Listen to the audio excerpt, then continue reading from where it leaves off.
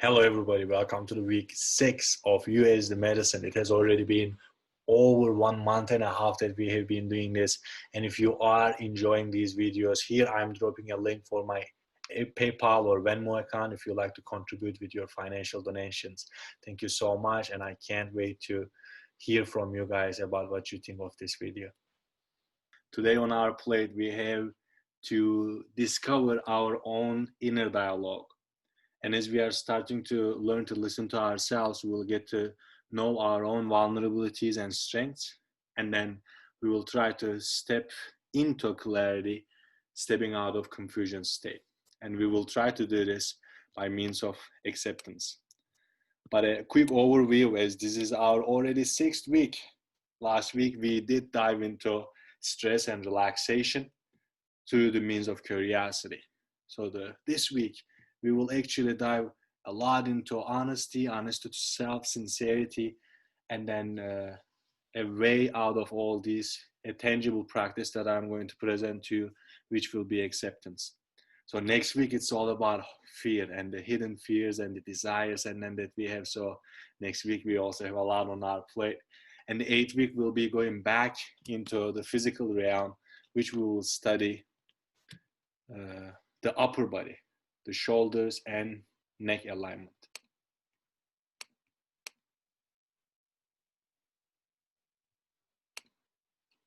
So as we are moving in, do you guys remember what happened last week?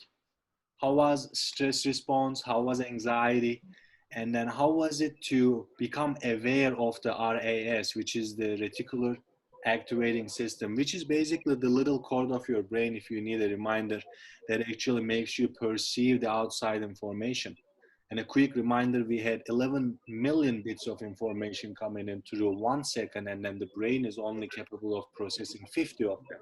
So how you perceive the outside world is actually how the outside world is for you. So making sure that you are keeping your perception in your mind as you are becoming aware of your own reality. Let's keep continuing for this week's topic, and then we will start with a short practice, which I am hoping we will become aware of our own inner dialogue. This is going to be a practice of listening to yourself. And I just remembered last week that we came up with a definition for relaxation, which was relaxation is not a state of doing anything, but it is also a state, it is not that you are not doing anything. It is a state in which the container, in which your body can contain whatever needs to be contained, which is your thoughts and emotions and sensations comfortably. So as long as you are comfortable with whatever is going on within your world, you qualify to be at ease and you qualify to relax. So as we settle down, please take a moment to start to become aware of your breath. And this thing is called introspection, just you becoming aware of yourself. You already know how you feel at this moment. You know how comfortable you are in your body, under your skin. You are aware of how your clothing fitting your skin, how you digested your dinner if you had it already. You are aware of your tomorrow. You know you have plans for tomorrow, and then you have the experience of today on your back. And then you also have sensory information that you are being fed 24/7. So start to become aware of how you respond to this incoming flux of data. And also remember what happens when you relax a muscle. You localize a region in your body through your senses, and you accept whatever is going on in that region. Just like this relaxation, we can practice a similar relaxation to our thoughts. But first, we have to become aware of what we think. So here, I'm inviting you to this short practice, which is to become aware of the inner dialogue and the thought awareness. As you listen to my voice, start to listen to your commentary, your reaction, your opinion about what you hear from me. It might say, what? What do I listen to? You are listening to that specific question. Listen to the part of yourself who has an opinion or a question about almost everything. The part that has a response or a commentary about anything. Just like you hear me talk right now, can you hear yourself think?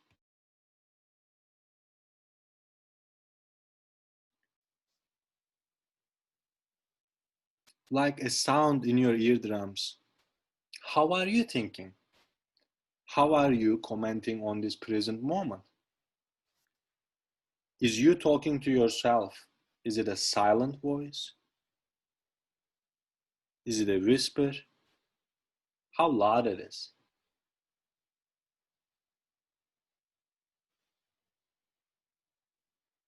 So notice yourself thinking just any random thought. Like if you are asking yourself like what, catch yourself asking yourself like what and hear that sound.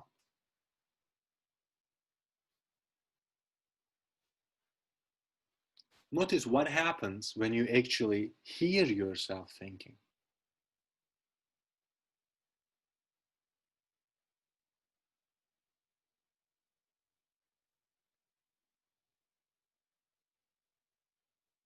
Hear yourself commenting on the present moment, having an opinion of the present moment and listening yourself, listening to your own opinion.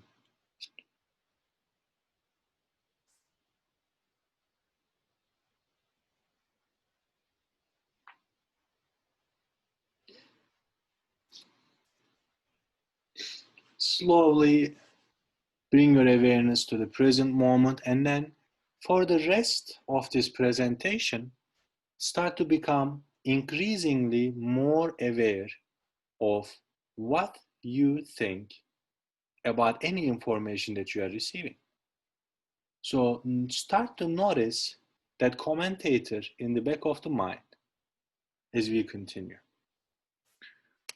But let's take a moment and reflect here. How is it to be heard? How do you feel? What is the felt sensation that you receive when you feel heard? And for those of you who are listening to the recording, just write down for 2 minutes, how do you feel when you feel heard? So it is probably feeling great to be heard. And the best it feels when you are heard is when you actually hear yourself in action. But so this is the main topic of the 6 weeks, just like the second week. The main theme is learning from the self, learning from the sensations, learning from emotions, learning from you being you. But what is learning from the self? As well as we can learn from the sensations, like I said, we can also learn from our beliefs. We can learn from our own behavior, or we can learn from our past actions or current actions. Reflecting on these, the behaviors, the thoughts, the beliefs, the actions, reflecting on these can be considered as different stages or different parts of learning. And there is also 4 layers of the mind according to the yogic tradition, and I will detail them later. But as we are getting to know ourselves, the ego, which is the 3rd layer of the mind, which functions as a filter. So the interpretation of the incoming data fits the identified self. So the ego gets in the way of experiencing the reality as it is by sticking to a personality or a personal reality, in other words. And this is where the basic suffering is created. This is the struggle to maintain an identity that the ego found safety and comfort. And rather than accepting the universal consciousness in which there is everlasting change and personal realization. So the ego finds security in one identification and tries to hold on to it like it does to the real life. Like this could be me, I am a successful businessman, and then the second my business fails, then all of my perception of myself is going down with that too. It's like confusing your actual worth with your net worth is some kind of holding on to a created identity. But not being open to changes that life presents, the maintaining person experiences what is commonly referred to as suffering. This is what suffering is. So to start to learn from the self, aka your behaviors, your thoughts, your beliefs, your intentions, and your actions, you have to know yourself. And today I will go over sincerity enhanced with honesty, and as the next step to those two values, integrity. I'll put these on the table as this will lead us to acceptance, and further steps down acceptance, it will lead us to a peaceful life as we are learning how to be able to learn from ourselves. So let's go to the next one, which is sincerity. What does it mean to be sincere? Sincere about something, sincere to someone. How are you when you are sincere with others? Also, how does it feel to be sincere with your own self? Or how are you if you believe in God, or the higher self? How are you when you are sincere with God? So with sincerity, there has to be a complementing piece, which is honesty. And with honesty, there comes integrity and trust. And with trust, there comes the truth, which is settled in peace. Maybe sincerity is a stage in which your intentions complement your actions. There is no backstage interest calculation. There is nothing further than what it already is. So let's look at the description of sincerity, which means the quality of being free from pretense, deceit, or hypocrisy. This is just big words that's laying on the table right now. The quality of being free from pretense. What is pretensions? Who are we pretending to? What is this hypocrisy is all about?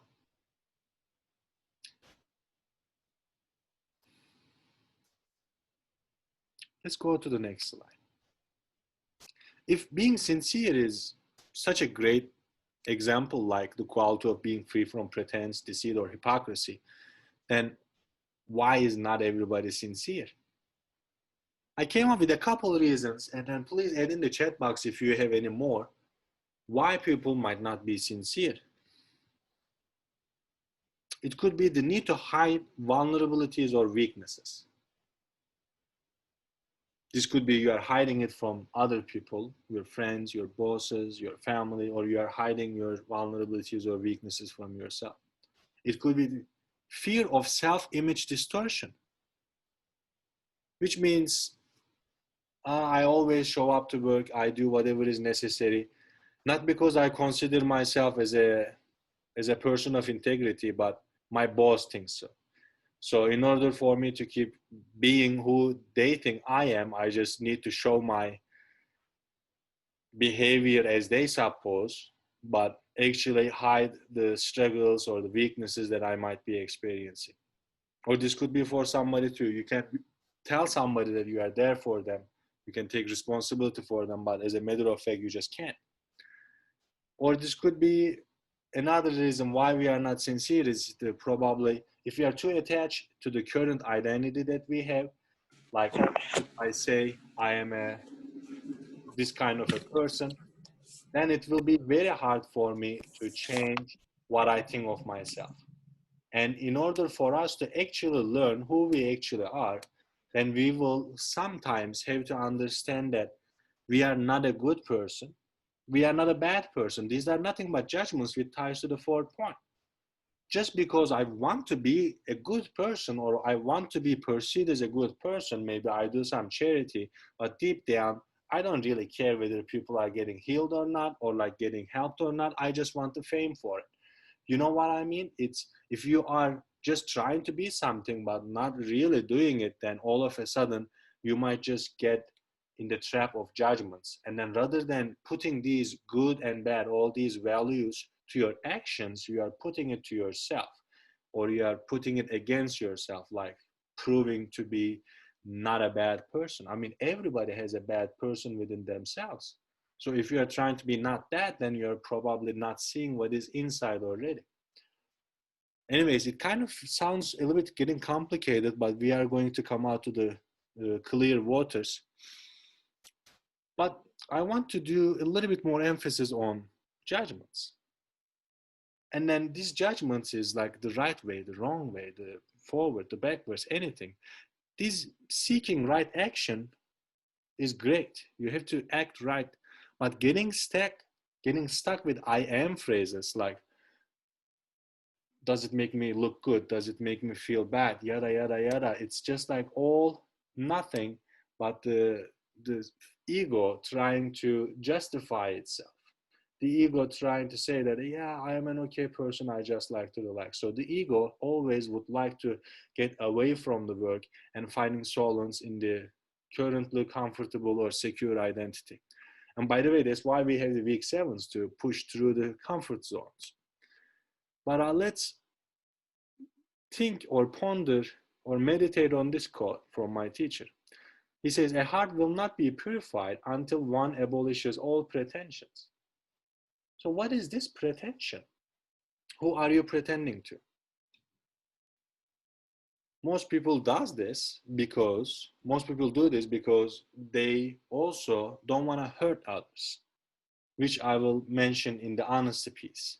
But then by not telling somebody that you are not capable of helping, or you don't have the capacity to help, or you might be feeling not enough or weak, is actually a merit. It's actually you facing and you accepting where you are and telling them an honest answer, rather than setting them up for false expectations, or they will feel in their gut that you are not being honest with something. So it already complicates relationships of any kind. But what is honesty? Honesty, free of deceit and untruthfulness. So it includes sincere within it. So honesty is the self-fact-checking in a way. It is your first duty to yourself, and as it grows in you, it will complement itself with the right actions, which will be called integrity. But check the description of it again. I like this one. It's very short, very concise. Free of deceit and untruthfulness. Again, big words. Sincere. So, free of deceit. Why would anyone not to be honest then? Is it fear? Is it fear of what? You will see the reasons for not being honest. They are actually all well-intended in a way. They can sound well-intended. But when you lack the awareness of your own behavior, then life might seem a little bit more confusing than it already is. What gets in the way of honesty? It's maybe the fear of disappointing others or hurting others. Why can you not be honest? Maybe what already is there is what you think is not enough. And this is one of the main fears that most people experience, the fear of not being enough, which we'll cover next week. Maybe it's hiding weaknesses to show support, to show that you are enough. But again, deep down, you are scared you are not enough. And it's also creating jams or bugs in the communication, and it creates mistrust. Because if I am trying to, maybe because I want you to be proud of myself, I'm trying to give up a lot of promises, but eventually I will not be living up to them because, quote unquote, and I'm using this word with a lot of quotations as we will describe it later on, because I'm weak deep down, then I'm basically lying to you, and I'm in a way lying to myself. So all of these reasons might prompt an ego or a person to not tap into their honesty. And this might not even be conscious. This might just be subconscious, as the awareness level is not there, then the body will just do as it likes. until you are aware, and then you put the reins back in control. But as you go through this life, before we look at the 4 layers of the mind, you have to bring in all these little pieces of values in your life to move from confusion to clarity. First, you got to listen with curiosity. You have to become aware of your own opinion. You have to know what you think. And then when you speak, because you know what is the source of your words, you will speak with honesty to yourself and to others. And like, let's face it, you say you do something and then I forget that you are going to do it or not. It's not important what I think about you. If I think about you as flaky, it's my problem. But then if you say you are going to do something and you don't do it, guess who hears it the most? Guess who is always actually in the background is listening to you? It's you. So once you are speaking honestly with yourself, then you will start speaking honestly with others too. And then this will bring in the third connecting piece, which is our actual connection with the outside world. You have to act with integrity. These are all great stuff, but again, what gets in the way? And the mind, the ego, gets in the way. And I'm going to introduce you the 4 layers of the mind according to yogic tradition. First is the manas, which is the reception of information through your senses. You hear, you see. And this ties back to the RIS, like the how the information is being received. There's just so much. So the manas is putting you the 11 million bits of information a second. And then there's the chitta mind. The chitta mind is basic reception and the storage of information. So it's your memories, it's where everything is stored, not organized yet. And then there is the ahamkara mind, which is basically the ego self. The ego described as a filter. So the information that is coming from your senses and is going to your chitta mind to be stored is actually being filtered through your sense of self. And then rather than you sending this to the integration compartment of the higher self, you get stuck with the little self's understanding of it. And then this creates the challenges that you might experience in your life. But the 4th layer is the Buddhi mind, which is the capacity to discern, the ability to discern, know what is right and what is wrong. This is where reception of raw information is integrated and witnessed by the wisdom of the higher self. But we used a lot of times this word weakness. So as you are receiving information, yourself interprets the information in a way that is contained in your past. And by creating sensations of aversions and attachments, the self suffers. So by attaching or avoiding the current moment, you suffer. When your mind is clouded by emotions, it's really hard to access the wisdom mind in which one can experience the clarity and the joy and all that stuff that everybody is talking about. But once you get caught up in a spectrum of emotions and these emotional stages, until you cultivate enough awareness and you have enough resources to accept these situations and move on. But we will consider some of those emotions shortly before redescribing or redefining or reframing weakness. What is really weakness? How do we define weakness? The other day I did an enormous amount of physical exercise just in one day. And at the end of the day, I just felt beat up. I felt weak and I still had to hike back home. And in my mind, I was like wondering, what is it to feel strong? What is it to feel weak? Was what I called weak, or what I felt as it was weak, was it actually a sense of strength, a sense of growth? What was it like to feel strong? I'm just questioning myself. But being pushed to the end, I could actually see what I was made of. And within all honesty, the edges of my capacity were just covered with nothing but this thing that is called weakness. But once you take the connotations away from it, it was a fabulous sensation within itself. I felt heavy at every cell of my body. It was a tremendous experience within itself, but in words, I just felt weak. And this is just a physical sensation example. Can we use this as a metaphor for, let's say, emotional weaknesses, for mental weaknesses or existential weaknesses? What do I mean by existential weaknesses? When you understand your little role in the scope of the entire universe, it could be an weakness within itself. But like this guy, everything, every perception and every awareness that he has is raining on him and stressing him out. But does a tree, do you think, stress itself out when it's raining or flooding?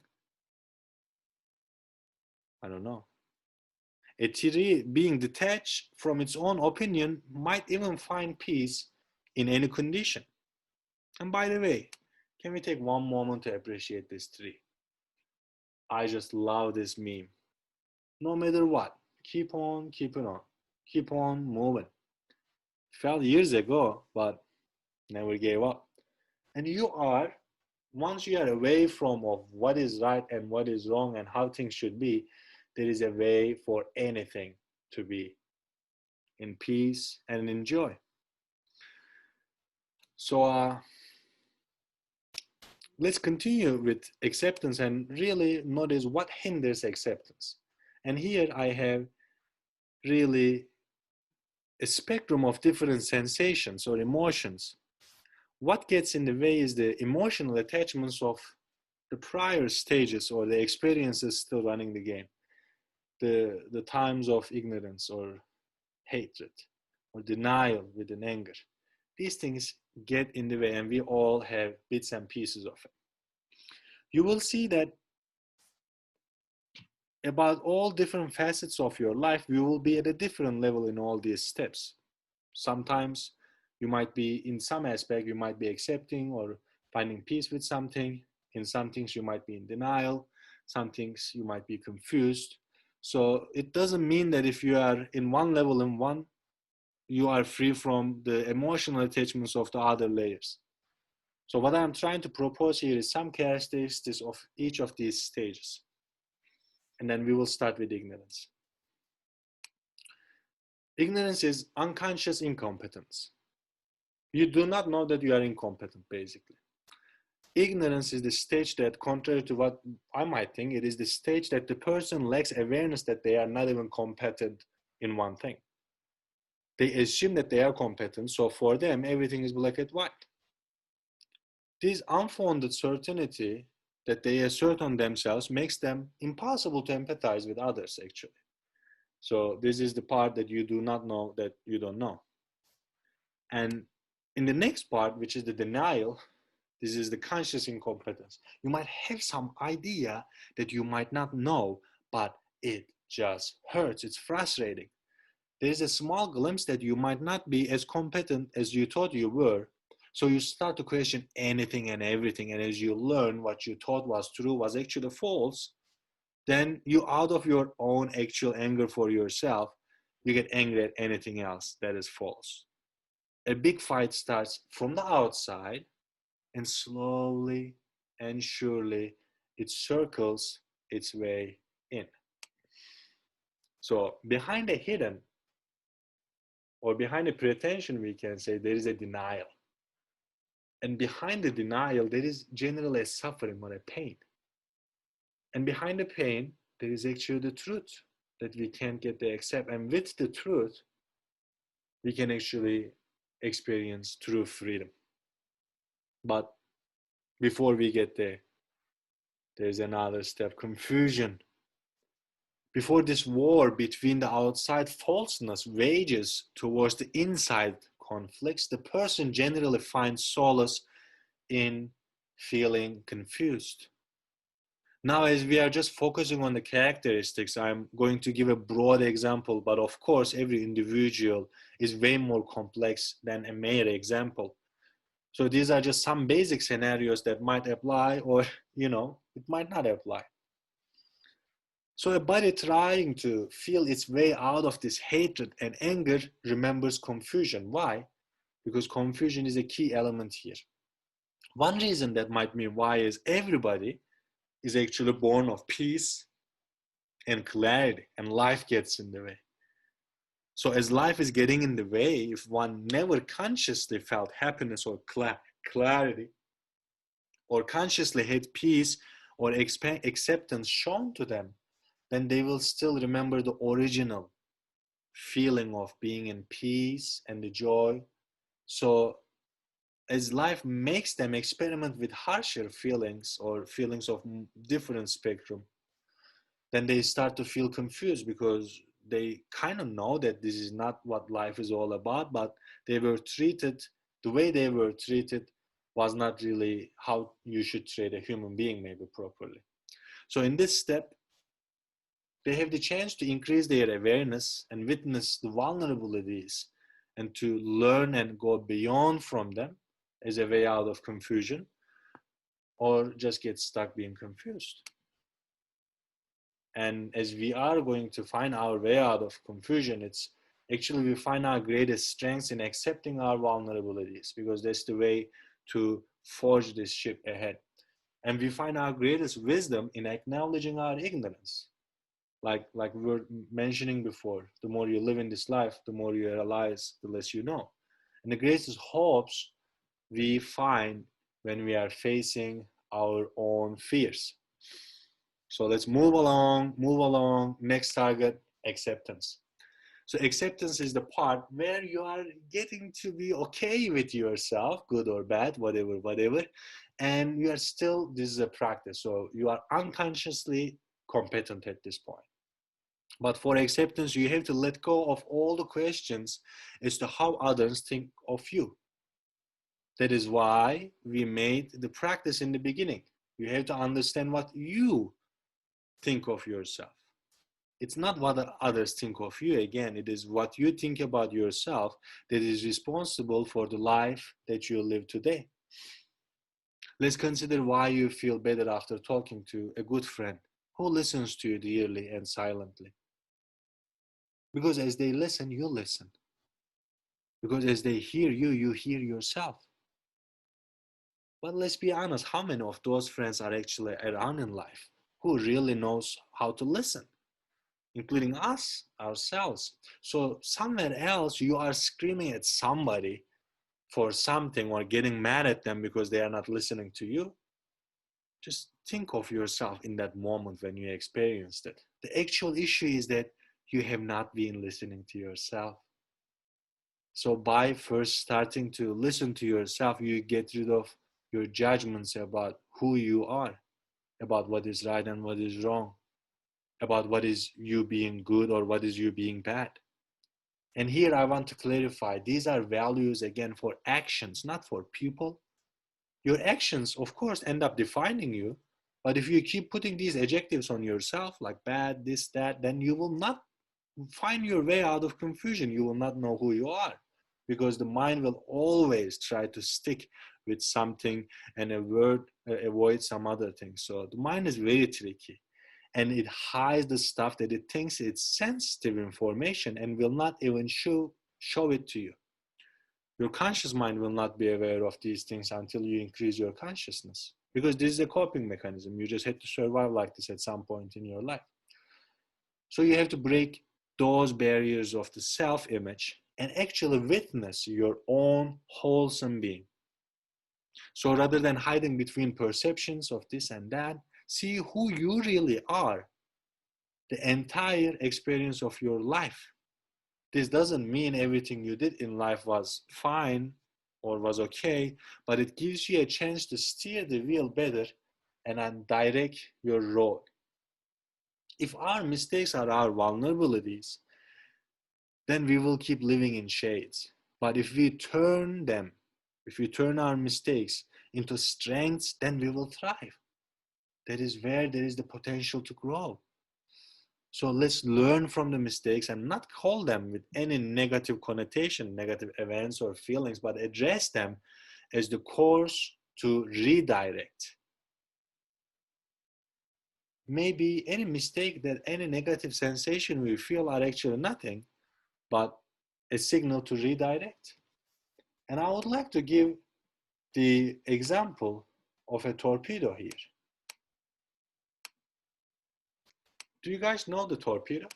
You know, the torpedo goes like that. And it has two basic systems that it relies on. One, the negative circle, negative feedback. Two, the positive feedback. And the aim of this torpedo, excuse me,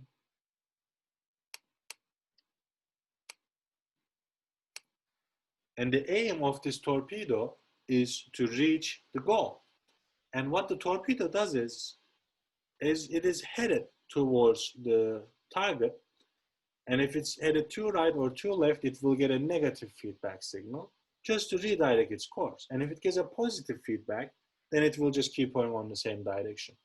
So it's just like this torpedo, we in life have to accept and understand what is a mistake, what is right, what is wrong, have these values, but rather than judging ourselves with these, just keep correcting our behavior, keep correcting and directing our actions towards a goal that where we actually want to see ourselves in life. So peace is the part where the torpedo realizes this is maybe a lot of metaphor for the torpedo, but where the torpedo realizes that it had already arrived at the target. This is what finding peace is. The torpedo understands that it was the destination itself. It's a very hard realization for the torpedo, but let's leave the torpedo alone and focus on ourselves. Peace is basically found not when you do something. You cannot really do something to feel peaceful, but peace is found when you strip away everything else. If you want to get to a wall, you don't have to maybe find the wall or build a wall, but what you need to do is scrape everything. Scrape the wallpaper, scrape the paint, everything that is on the wall, and then you will end up with the wall. So the same thing, if you want to be peaceful, just stop doing the things that are not peaceful, because everything else is getting in the way. This kind of sounds too common sense, but you don't have to do anything to be peaceful. Just stop everything else you are doing and you will be at peace. How does this sound so far? Are you guys ready for some practice? Let's settle down and get comfortable, and we have about a 15-minute practice about acceptance. You can lie down, sit down, make yourself as comfortable.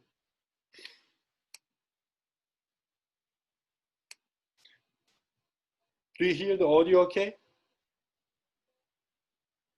Very nice. So please take a moment to maybe close your eyes and start to become increasingly aware of your own physical body.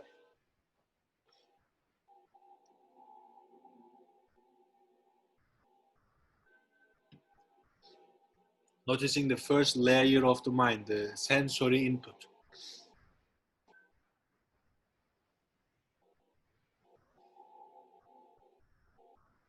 Start to notice the sounds, the smells, the taste or the touch of the air on your skin, or the touch of the clothing. Or notice how you are seated on your chair or on your bed.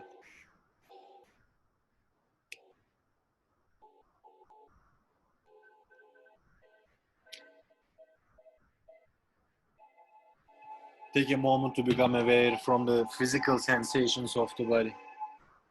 Become aware of what you think. Become aware of where you are.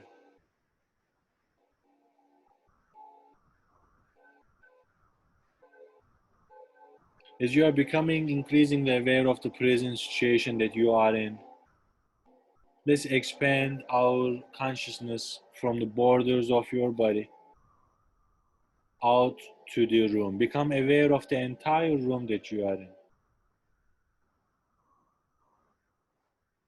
Become aware of the entire building that you are in.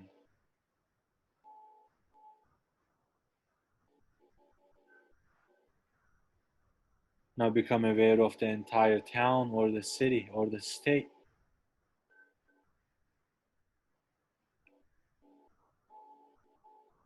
Becoming aware and expanding your consciousness from the state to whole country, the continent, just becoming aware of the entire globe and allow yourself to float free from it. Just allow your body to get further and further away. As you start to float in space, just within your imagination, start to let your body go as well. Let go of the legs,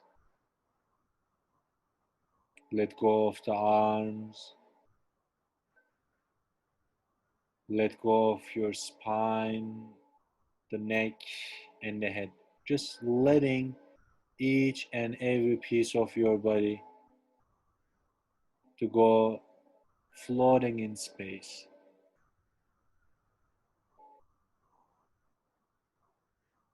Just accepting the sensations the way they are at your legs and letting them go. Accepting your arms, shoulders, and the arm and the hands, and let them float away. Accepting your torso as it is and allowing to float freely.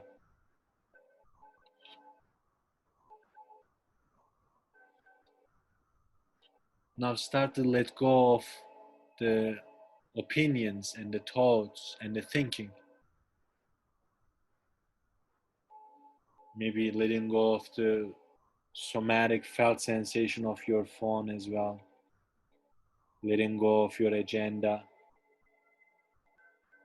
Accepting and allowing it to float through the ether.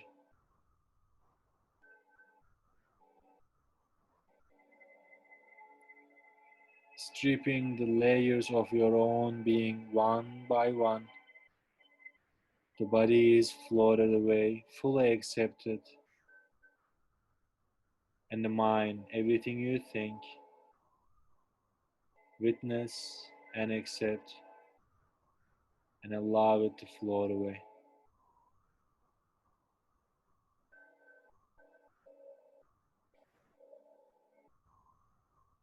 The things that you think might just be random stars passing by within your journey, maybe towards the edges of the universe.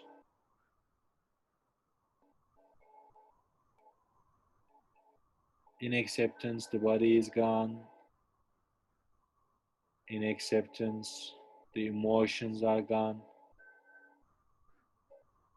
And in acceptance, the thoughts are floating away one by one.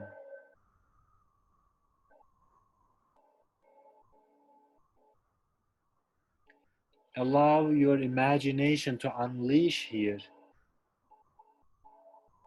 and start a constellation of stars that is placed in space just for your own view of pleasure. Stars of all different colors and all different sides. As you are floating freely from the earth towards the light.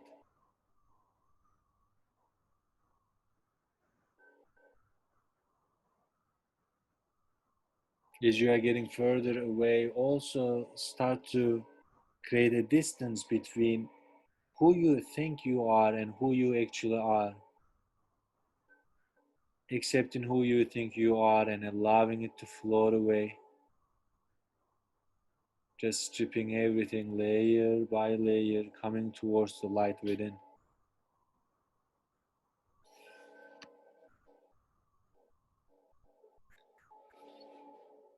Notice yourself thinking and allow it to float away.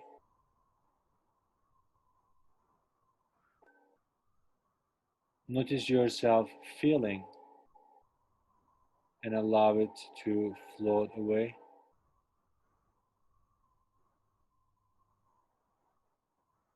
and start to notice yourself being, just being.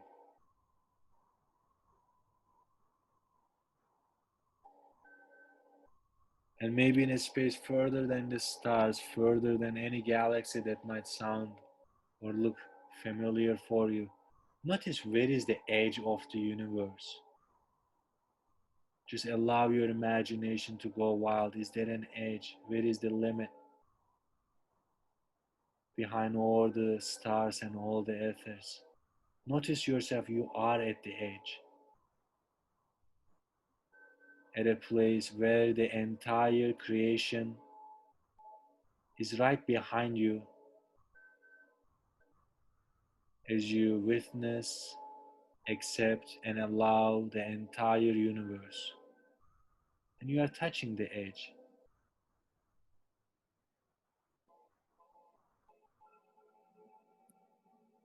Maybe as you get yourself ready, allow yourself to step out of this edge.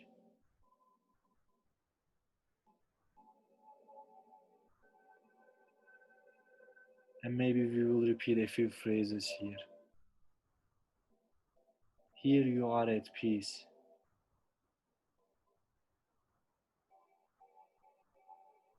Here you are enough as you are.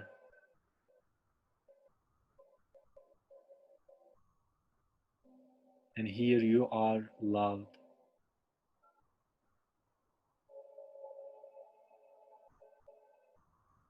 Here you are at peace. Here you are enough as you are.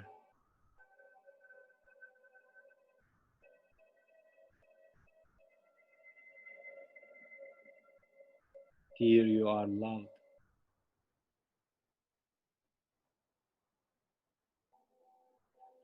From this outside edge of the universe, turn around and take a look at the entire universe as you know right now. From the outside spheres, looking back at the galaxy that you came from, looking back at the solar system that you are from. And maybe wish it peace and allow the waves of your own acceptance to resonate through the entire space.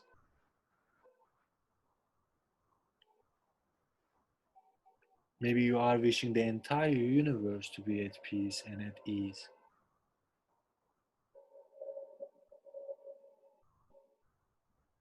In this space in which you are enough and you are loved.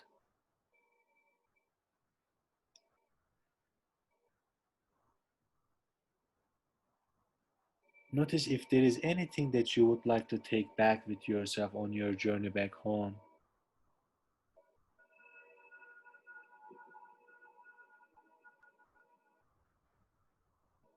And starting to get ready, getting back into the created universe and effortlessly floating through the spatial constellation of stars that were right there for you. Floating back, feeling more grounded, feeling more accepted, and feeling more accepting as you find the galaxy of our solar system. As you find our sun and the planets with more confidence and with more peace, you are finding your way back to the blue planet, coming back through the atmosphere, through the continents, through the state and the city, finding your building again, finding your home and finding your room. And before you come right back to your body, take a moment to allow yourself to accept your body as you are, as this is the home for you that is allocated spatially for you within the entire universe that has the entire universe within it as well. So for a count of 5, settle yourself back in your body. 4, becoming more aware of the inner sensations. 3, becoming more aware of your breath. 2, becoming more aware of the physical body on the chair or the bed. And 1, gently open your eyes back to the world that you are in.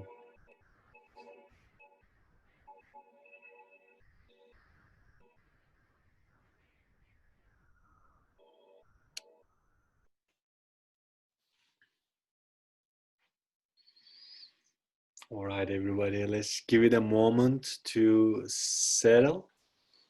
Now, everybody, you got 2 minutes to reflect and journal about what is it to be accepting of your own self. As I'm going to quickly go over what's going on next week, which is looking ahead. Actually, this should be week 7. And our week 7 will be stretching the comfort zone again. We will go over the main theme of, which is a lot to handle, fear and hope. And then we will practice reframing. We will understand what fear is. Fear maybe is nothing that we should be scared of. I don't know. We will put it on the table and then we will do some reframing exercise. And as for this week, shift your awareness and bring your awareness to your own perception of yourself, just listening to yourself like we did in the beginning. Notice how you treat yourself. Notice how you regard yourself. Notice what belief you carry about your own self. Notice yourself at different stages of denial, ignorance, acceptance, or peace. And start to be more curious and accept yourself as you are. Just you can come back to the practice, the recording of the practice, which I will upload on Wednesday, which is tomorrow. So come back to this practice or remember the beginning of the practice and start to become more curious of your own inner dialogue. And if you like to share any way, anyhow, just become a part of our group as you as the medicine on Facebook, which you most of you are already are. And then share your own experience. This is a great place to share what you have in your heart to a community of us that has no judgment and all healing space for you. So I'll see you guys all in the group. And for now, please take good care of yourself. Thank you, everybody.